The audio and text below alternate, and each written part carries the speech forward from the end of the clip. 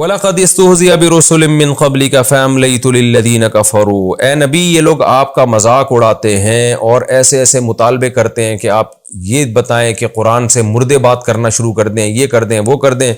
تو آپ پریشان مت ہوں، آپ سے پہلے بھی پیغمبروں کا مذاق اڑایا گیا تھا، میں نے کافروں کو مہلت دی۔ کبھی ایسا نہیں ہوا کہ انہوں نے مذاق اڑایا اور کافروں پر فوراً عذاب آ گیا، تو میں نے مہلت دی ہمیشہ سے۔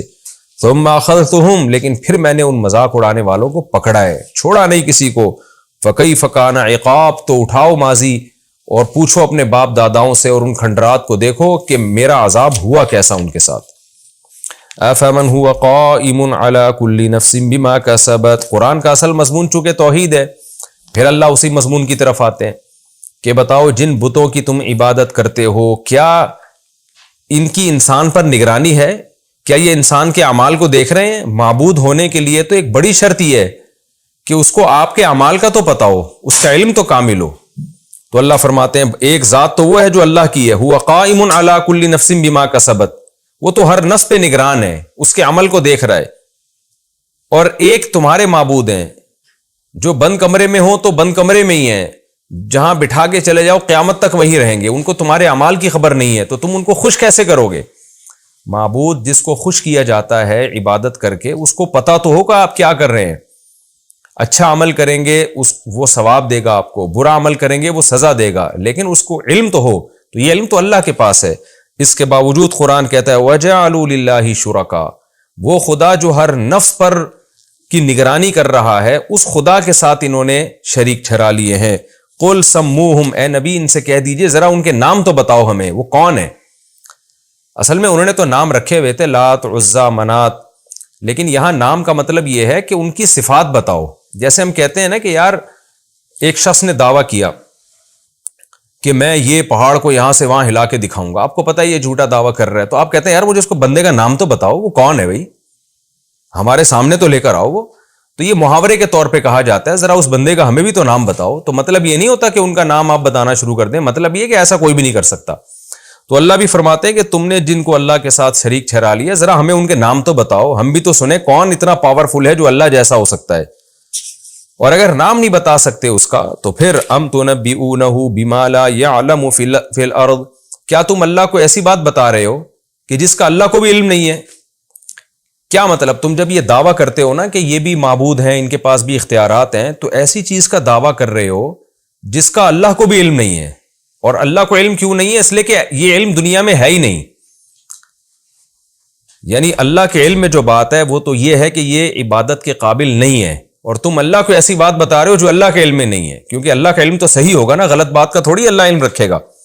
ام بظاہر من القول، یا تم ہوائی باتیں کرتے ہو، صرف اوپر اوپر سے کہتے ہو کہ یہ شریک ہیں جن کی ہم نے عبادت کرنی ہے، تو دونوں باتیں غلط ہیں۔ بغیر دلیل کے بات کرنا بھی غلط، اور اللہ کے سامنے ایسی چیز کا دعویٰ کرنا جس کا اللہ کوئی پتہ نہ ہو، تو تم اللہ سے بھی آگے نکل رہے ہو، تو یہ بھی غلط۔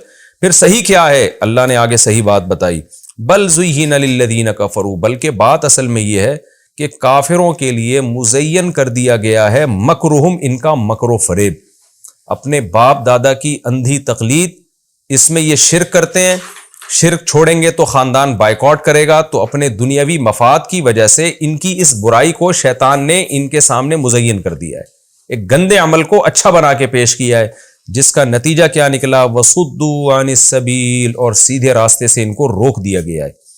وَمَن يُضْلِلِ اللَّهُ فَمَا لَهُ مِنْ هَادٍ، واقعی جس کو اللہ گمراہ کر دے اس کو کوئی ہدایت نہیں دے سکتا۔ تو چونکہ یہ ہٹ دھرم ہے اس لیے اللہ نے ان کے دلوں پر مہر لگا دی۔ انجام کیا ہوگا؟ لہم عذاب فی الحیات الدنیا، دنیا میں بھی ان کو عذاب ملے گا۔ وہ عذاب کیا ہے کہ حدیثوں سے یہ بات ثابت ہے کہ مسلم پر جب کوئی مصیبت آتی ہے تو چونکہ وہ صبر کرتا ہے وہ مصیبت رحمت بن جاتی ہے۔ غیر مسلم پر جب کوئی مصیبت آتی ہے تو اس مصیبت کے بدلے میں اس کو ثواب نہیں ملتا۔ تو جو بھی غیر مسلم پر مصیبت آئے گی وہ ایک قسم کا اللہ کا عذاب ہی ہوگا، الا یہ کہ اس مصیبت کی وجہ سے اس کو توبہ کی توفیق مل جائے۔ تو اللہ فرماتے ہیں دنیا میں بھی مصیبتیں ہیں، وَلَعَذَابُ الْآخِرَةِ أَشَقُّ، اور آخرت کا عذاب تو دنیا سے بہت زیادہ سخت ہے۔ وَمَا لَهُم مِّنَ اللَّهِ مِن وَاقٍ، اور اللہ سے ان کو کوئی بچانے والا نہیں ہوگا۔ یہ تو نافرمانوں کا عذاب قرآن کی عادت ہے جہاں نافرمانوں کی سزا کا اللہ تذکرہ کرتے ہیں وہیں نیک لوگوں کے لیے بشارتیں بھی شروع ہو جاتی ہیں۔ نیک لوگوں کا کیا ہوگا؟ مثل الجنت التی وعد المتقون، اس جنت کی مثال جس کا متقیوں سے وعدہ کیا گیا ہے، تجری من تحتها الانہار، اس کی مثال ایسے جیسے کسی باغ کے نیچے نہریں بہتی ہوں، اس کے نیچے نہریں بہتی ہوں گی، اکلھا دائم، اس کا پھل ہمیشہ رہے گا، وظلھا، اور جنت کے سائے بھی ہمیشہ رہیں گے۔ دیکھیں جنت میں دھوپ نہیں ہوگی، جب دھوپ نہیں ہوگی تو سایہ بھی نہیں ہوگا، تو یہ مجازن سایہ کہا گیا ہے جنت کی ٹھنڈک کو، کہ وہاں جو ایک ٹھنڈک ہوگی، معتدل موسم ہوگا، وہ ہمیشہ ہوگا، جیسے کہ سائے میں انسان کو راحت ملتی ہے۔ تلک عقبی الذین اتقوا، یہ انجام ہوگا ان لوگوں کا جنہوں نے تقوی اختیار کیا، وعقبی الکافرین النار، اور کافروں کا انجام آگ ہے۔ والذین آتیناہم الکتاب یفرحون بما انزل الیک، اللہ نے توحید پر ایک عقلی دلیل دی نا پہلے، کہ اللہ تو ہر چیز پر نگہبان ہے، تمہارے معبود کیا کر رہے ہیں۔ آگے اللہ ایک نقلی دلیل بھی دے رہے ہیں۔ نقل کا مطلب، نقلی سے یہ اردو والا نقلی نہیں ہے، نقل کا مطلب پچھلی آسمانی کتابوں سے، کہ اللہ فرماتے ہیں یہود و نصارہ جن کو ہم نے تورات اور انجیل دی، ان میں کتنے لوگ ایمان لے کر آ رہے ہیں، وہ تورات اور انجیل میں خوشخبریاں دیکھتے ہیں نبی صلی اللہ علیہ وسلم کی، تو ان سے جا کے حالات پوچھو۔ والذین آتیناہم الکتاب، وہ لوگ جن کو ہم نے کتاب دی، یفرحون بما انزل الیک، وہ تو آپ پر کتاب نازل ہونے سے خوش ہیں، لیکن انہی میں کچھ ایسے لوگ بھی ہیں من ینکر بعضہ، جو اس قرآن کے بعض حصے کا انکار کر دیتے ہیں۔ بعض سے کیا مراد ہے؟ قرآن کی کچھ آیتیں ایسی ہیں جو تورات اور انجیل کے احکامات کے تورات اور انجیل میں الگ حکم ہے، قرآن میں الگ حکم ہے۔ تو اہل کتاب میں ایک گروپ وہ تھا جو کہتا تھا کہ یہ قرآن درست ہے، لیکن کچھ احکامات اس کے صحیح نہیں ہیں، کیونکہ تورات اور انجیل کے خلاف جا رہے ہیں وہ احکام۔ حالانکہ اصولی طور پر مسئلہ یہ تھا کہ اللہ تعالیٰ نے کچھ احکام یہودیوں کو تورات میں دیے، پھر زمانے کے بدلنے سے انجیل میں ان کو تبدیل کر دیا، پھر قرآن میں بھی ان کو تبدیل کر دیا۔ وہ فروعی احکام تھے، عقیدے تورات، انجیل اور قرآن کے سیم ہیں، جیسے کہ آگے آ رہا ہے۔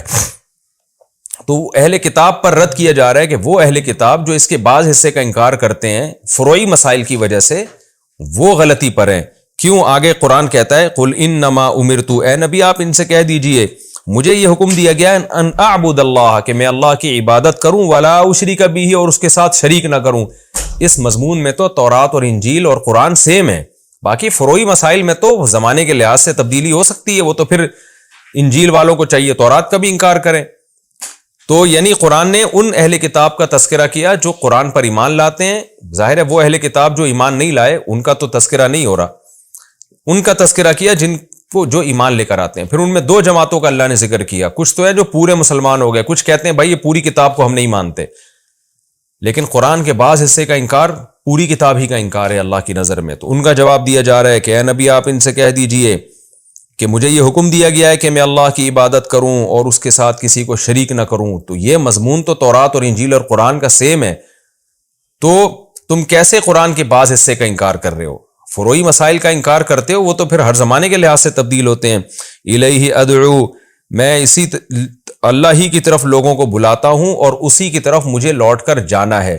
تو اس سے یہ بھی پتہ چلا کہ توحید کے ساتھ تورات اور انجیل اور قرآن کا اتفاق اس پر بھی ہے کہ میدان حشر قائم ہوگا، ہم سب نے اللہ کی طرف لوٹ کر جانا ہے۔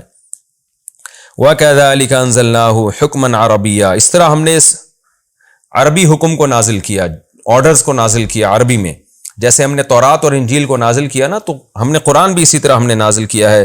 وَلَئِنِ اتَّبَعْتَ أَهْوَاءَهُمْ، اور اے نبی اگر آپ نے ان کی خواہشات کو فالو کیا، وہ خواہشات کیا تھیں؟ بعض اہل کتاب کہتے تھے آپ قرآن میں کچھ تبدیلی کر لیں جو بالکل انجیل اور تورات کے مطابق بنا دیں تو پھر ہم اس پر بھی ایمان لے آئیں گے۔ تو قرآن کہہ رہا نا نا نا نا نا، اے نبی اگر آپ نے ان کی خواہشات کی اتباع کی، بعد ما جاءک من العلم، بعد اس کے کہ آپ کے پاس علم آ چکا ہے، ما لک من اللہ من ولی ولا واق، تو اے نبی آپ کے لیے نہ کوئی اللہ کی طرف سے دوست ہوگا جو آپ کی مدد کرے، اور نہ کوئی واقی سے ہے یہ نا بچانے والا۔